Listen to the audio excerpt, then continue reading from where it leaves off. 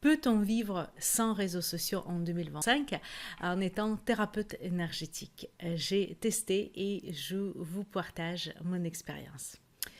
On entend souvent qu'il faudrait vraiment être omniprésent sur les réseaux pour être vu. Donc, je vous partage uniquement mon point de vue sur ce sujet-là. Et après, c'est à vous de faire votre propre expérience. Surtout, écoutez ce qu'on vous dit, mais faites votre propre expérience et surtout, n'allez pas dans les injonctions. Tu dois faire ci, tu dois faire là.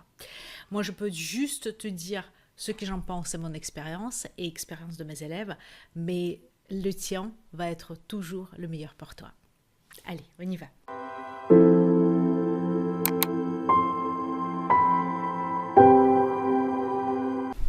J'ai mis plusieurs fois dans ma vie les réseaux en pause et quand j'étais thérapeute énergétique, vraiment avec mon cabinet, je n'alimentais pas énormément les réseaux sociaux. Il faut savoir une chose, par exemple toi, en tant que client, comment tu vas procéder si tu as besoin de trouver un professionnel? Il y a deux choses.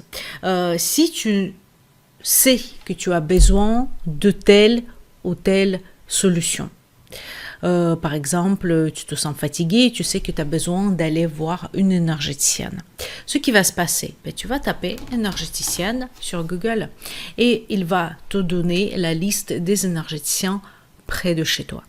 C'est pour ça d'ailleurs que je parle encore une fois que cet référencement Google est très important, le référencement de votre site et également le référencement page Google Business qu'on a est très important et pour moi c'est encore plus important que d'être présent ou présente sur les réseaux sociaux.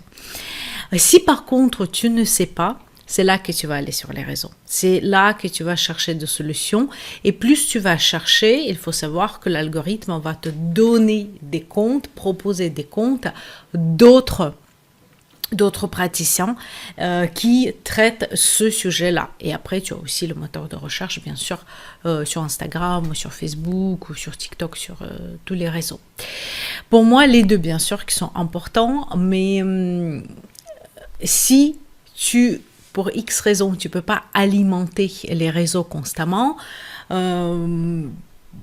travaille dans ce cas-là le référencement de ton site. Pourquoi? Parce que les réseaux, quand on dit oui, je suis sur les réseaux, mais souvent, il y a des personnes qui vont être sur les réseaux une fois par mois, une fois par semaine. Et ça, je ne peux pas dire que ça sert à rien, mais votre compte ne sortira jamais parce que l'algorithme est fait de telle manière qu'il faut poster certains contenus, les contenus à lesquels votre audience elle réagit.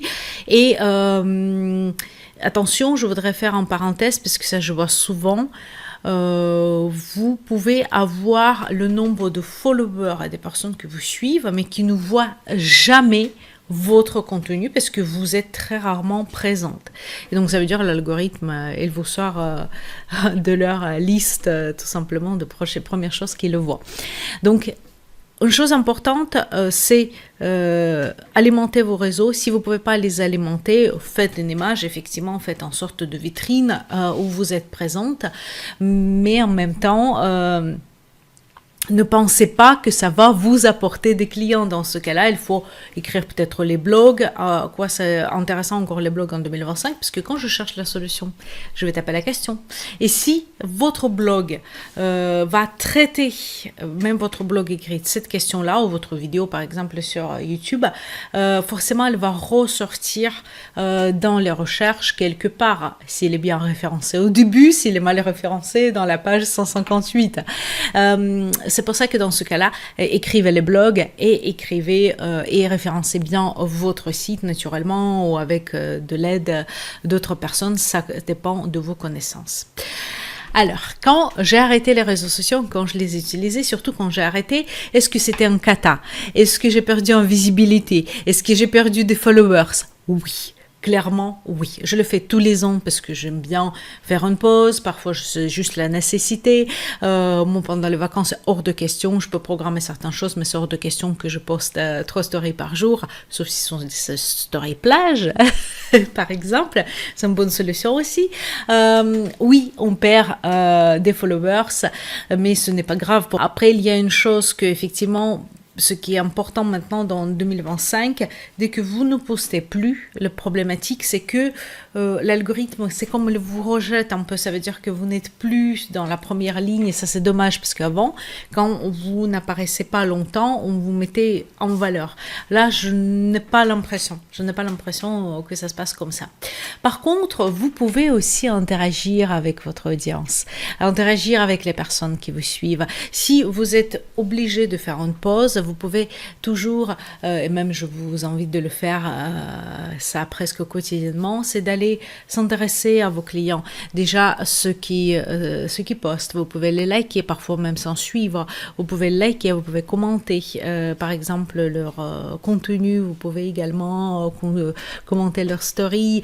Déjà, ça crée les liens. Et puis, pour eux aussi, s'ils ont répondu à ce que vous les avez écrit, vous allez apparaître tout de suite à la prochaine fois, en tout cas, ce que j'ai pu remarquer sur la page où ils voient tous les posts, la première page d'accueil. Moi, ce que je voudrais vous dire, c'est de ne pas être esclave des réseaux sociaux. C'est un outil qui est un très très bon outil, mais par contre, personnellement, j'ai créé une routine et ce que j'apprends aussi dans mes accompagnements, qu'il faudrait créer une routine. Ça veut dire qu'il y a peut-être un lundi, ou il y a peut-être un mardi, ou une fois par mois, que vous allez créer votre plan de communication, votre contenu, et après, vous allez les programmer. Et en même temps, une fois peut-être par semaine, vous allez programmer, ou peut-être créer au moins vos stories, parce que parfois, c'est pas possible les programmer, surtout quand vous avez les réactions ou les sondages, il faudrait vraiment les poster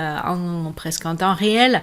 Donc c'est pour ça que vous allez peut-être avoir une routine mensuelle ou une routine par exemple une fois par semaine, mais aussi une routine hebdomadaire, et peut-être ça peut être 3 fois par semaine, ça peut être 5 fois par semaine, ça peut être 7 fois par semaine.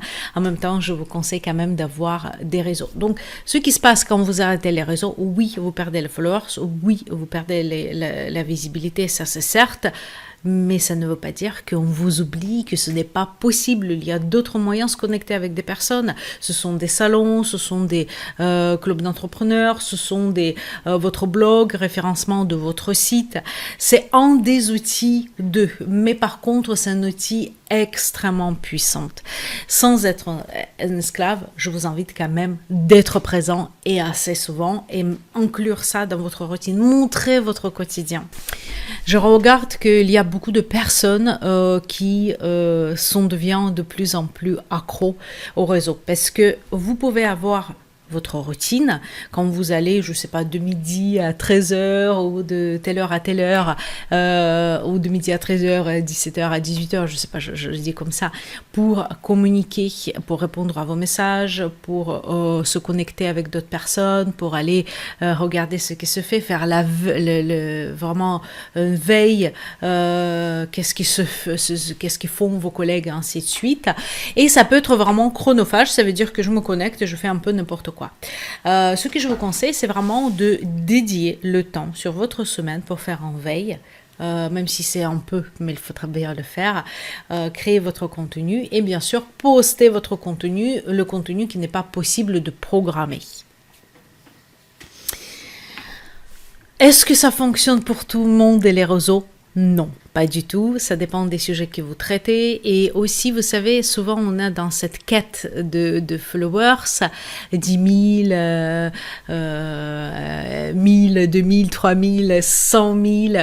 Je peux vous dire que quand vous avez 10 000 de followers, c'est pas 10 000 personnes qui voient ce que vous faites. Attention. Pour moi, ce qui est important, et vraiment je prône ça, c'est pas vraiment des personnes qui vous suivent, mais des personnes qui réagissent, qui vont partager ce que vous faites, qui vont liker, qui vont commenter, qui vont vous écrire des messages privés et qui vont bien sûr consommer vos services, qui vont aller à l'achat, parce qu'il faut se dire, on fait pas de bénévolat, on a vraiment une entreprise avec l'obligation de produire des résultats financiers et aussi de pouvoir vivre. Je sais que c'est ce que vous voulez. Donc c'est pour ça que En tout cas, les personnes qui me regardent le plus souvent, mes contenus sont orientés ce type de personnes. Donc c'est pour ça que effectivement, c'est pas le nombre de followers, c'est pas le nombre de personnes qui sont inscrits, désinscrits. Bien sûr qu'il faut les surveiller, mais c'est pas une cata non plus. Mais vraiment les personnes qui vont interagir avec votre contenu. Alors, qu'est-ce qui s'est passé quand j'ai mis mes réseaux en pause? Je l'ai fait par exemple au mois de décembre ou novembre-décembre de l'année précédente, donc 2024, et je l'ai fait aussi l'été. Bon, l'été, c'est moins flagrant. Ce qui s'est passé, d'abord le vide. Je ne poste pas parce que j'ai cette routine, j'ai cette habitude, et là, il n'y a rien qui se passe, et c'est vrai que ça fait bizarre dans le premier temps. Après, bien sûr, la peur, je peux pas dire que cette peur, elle était toujours présente, parce que je me suis dit, mes personnes, ils me trouvent, ça c'est clair, mais après, bien sûr, il y a ce côté, oui, effectivement, les personnes qui me suivent, c'est pas qu'ils vont m'oublier, mais je n'apparaîtrai plus sur leur page ou quand ils se connectent. J'ai perdu le mot, c'est pour ça que je vous remplace par le mot d'accueil et tout ça, j'ai perdu le mot, c'est pas grave. Vous voyez de quoi je parle, quand vous vous connectez sur les réseaux, vous avez une page avec toutes les personnes qui vous suivez. Mais après, ça me permis de faire avancer mes projets. Puisque les réseaux, sincèrement, c'est très chronophage. Et pour des personnes qui vous disent que ce n'est pas le cas, souvent, ils ont un community manager, ou au moins les personnes qui montent des vidéos, ou les personnes qui vont les aider tout court. Et parfois, je sais qu'au début, c'est un budget qui est souvent notre salaire, donc c'est pas possible au début. C'est pour ça que c'est quand même chronophage. J'ai fait le test, même en programmant, quand on dédie la journée, même en utilisant les intelligence artificielle, ça reste chronophage. Déjà parce qu'il y a des réactions, et moi j'adore les réactions, j'adore ce retour, ce que vous m'écrivez. Bien sûr qu'il faut que je prenne le temps de répondre, et c'est une bonne heure, mais c'est du temps aussi que je n'alloue pas à d'autres projets. Et ça me permet de finaliser certaines formations, mettre à jour les formations. Moi je déménage mon site, donc j'ai besoin de déménager toutes les pages qui présentent mes services et mes formations, mes accompagnements, mais aussi la clarté mentale. Vraiment cette clarté mentale qui a apparu. Personnellement, moi, ce qui me prend beaucoup de temps, ce qui maintenant j'ai diminué, et ça me permet d'avoir un peu plus de temps, c'est surtout le présentiel. Parce que le présentiel, c'est le week-end entier, ou c'est un samedi entier, dimanche je vais bien sûr me reposer, ou c'est quand vous êtes au cabinet, quand vous avez les clients tout le temps, effectivement, vous n'avez pas le temps, surtout que vous êtes fatigué le soir, ce que je n'ai pas maintenant, avec des formations en ligne. Et vous voyez, par exemple, on est samedi, et il n'y a pas de formation, puisque j'ai diminué drastiquement les formations en présentiel, et ça me permet de filmer cette vidéo et de travailler. Et c'est vrai que le présentiel prend beaucoup de temps, mais les personnes qui me regardent, qui me suivent, le plus souvent, c'est leur quotidien. C'est pour ça qu'il faut vraiment allouer le temps dans votre semaine, dans votre planning, pour faire ceci. Une autre chose que laquelle je voudrais te parler, c'est le newsletter. On parle assez souvent dans le monde d'entrepreneuriat, mais je ne sais pas est-ce que tu le suis vraiment. Donc c'est pour ça que je t'amène mon expérience d'entrepreneuriat sur ta liste email. Et donc ta liste email, c'est quand tu peux pas être présente sur les réseaux sociaux, n'hésite pas à vraiment collecter les mails. Moi, à chaque fois quand les clients venaient, je les demandais à leur mail. Après, c'est leur droit de me suivre, de ne pas me suivre, mais en tout cas d'envoyer le newsletter. Et attention, ton newsletter, parce que ça je vois souvent, le newsletter, c'est pas la publicité que tu vas envoyer toutes les semaines à la personne. Il y a une partie publicitaire, c'est normal. Il y a les parties où on envoie plus de mails, ce qu'on appelle le lancement, quand on lance quelque chose, un produit, un service, ainsi de suite. Mais il y a aussi des mails qui ont de la valeur, qui vont vraiment apprendre quelque chose, qui vont donner, je sais pas, une méditation offerte, qui vont proposer une sorte de routine matinale ou du soir. Dans mon cas, c'est plutôt lié avec l'activité. Vraiment, n'hésite pas, même avec des réseaux sociaux, de collecter les mails avec toute la bienveillance, surtout pas faire du spam, mais pour donner, pour montrer ce que tu peux proposer. Oui, c'est du travail aussi. Personnellement, mon newsletter, je l'ai fait lundi pour mardi. À chaque fois, si j'ai le temps, je fais les deux, mais j'aime bien quand même de le faire une semaine sur l'autre, sauf si je pars quelque part où je ne peux pas. Je suis obligée de le programmer. Pour les lancements, je les programme le plus souvent. Je peux les ajuster toujours. 3 à 5 mails pour le lancement d'un produit, d'une formation. Pour toi, ça peut être des services. Pour rappeler aux personnes, parce que parfois on ne voit pas, et je préviens que c'est le lancement, que c'est exceptionnel, qu'il y a des mails tous les jours ou tous les 2 jours. Par contre, sur le temps normal, temps habituel, c'est 1 fois par semaine. Mardi, les personnes qui veulent, elles me suivent. Les personnes qui ne souhaitent pas, elles ont toujours la possibilité, d'ailleurs pour toi c'est une obligation, de mettre en bas désinscrire, et bien sûr surtout désinscrire les personnes, parce que souvent je vois qu'il y a d'autres qui activent cette liste des désinscriptions, et à force c'est pénible. Moi personnellement, j'ai plus envie de suivre la personne s'il commence à me relancer au bout de 2-3 mois, mais c'est sûr que non, enfin c'est une mauvaise image. Donc, et déjà c'est la loi française, et il est clair là-dessus, tu n'as pas le droit, quand on te demande de te désinscrire, tu supprimes le mail de la personne. Moi je garde juste les mails de mes élèves au cas où s'il y a quelque chose à les annoncer, par exemple la plateforme qui déménage ou autre, mais c'est très exceptionnel, c'est pas newsletter que je vais les envoyer. Alors, donc un petit récap. Si tu peux pas être présente souvent sur les réseaux sociaux, travaille bouche à oreille, travaille le parrainage, travaille le blog, ton référencement de ton site, et également ta page Google, bien sûr, et newsletter. Et quand même, il faudrait, en 2025, il faudrait quand même que tu auras une vitrine sur les réseaux sociaux. Tu peux choisir un seul, où il est ton client, Facebook, Instagram, ou les deux, puisque c'est le groupe Meta, donc c'est facile à programmer. Et je te conseille quand même de montrer ton quotidien, parce que souvent, on a besoin de voir. On te trouve sur Instagram, sur Google, sur un autre moteur de recherche, Ecosia, un autre que je t'invite d'ailleurs d'utiliser. J'étais mon chat qui est toujours avec nous pendant les podcasts. Donc je te trouve par exemple en tant que cliente sur Google, mais j'ai envie de te voir aussi comment tu es dans la vie, pour se connecter avec toi, ce que tu fais.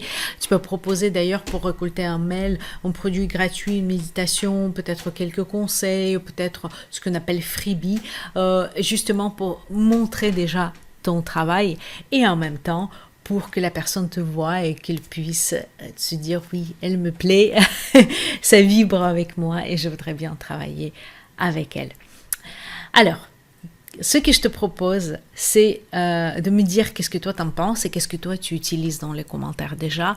C'est comme ça, je peux peut-être t'aider, conseiller, ou même par les commentaires faire une vidéo à part. Tu peux bien sûr me suivre sur Instagram où je suis plus présente, Facebook si tu l'as pas. Après, je repose certaines choses sur TikTok, mais bon, c'est pas mon réseau favori. Et après, tu peux bien sûr partager cette vidéo avec la personne à qui tu penses et pour qui ça peut être intéressant et bien sûr utile. Je te dis à bientôt dans notre podcast Thérapeute Inspiré. Merci d'avoir écouté cet épisode de Thérapeute Inspiré. Si vous avez apprécié ce que vous avez entendu, n'oubliez pas de vous inscrire à ce podcast pour ne manquez aucun épisode. Partagez-le avec vos amis et collègues qui pourraient aussi en bénéficier. Vos retours sont précieux pour moi, alors n'hésitez pas à réagir. Laissez un commentaire et notez le podcast sur la plateforme de votre écoute pour que plus de personnes puissent le découvrir. Merci encore pour votre soutien et à très bientôt pour de nouveaux échanges inspirants.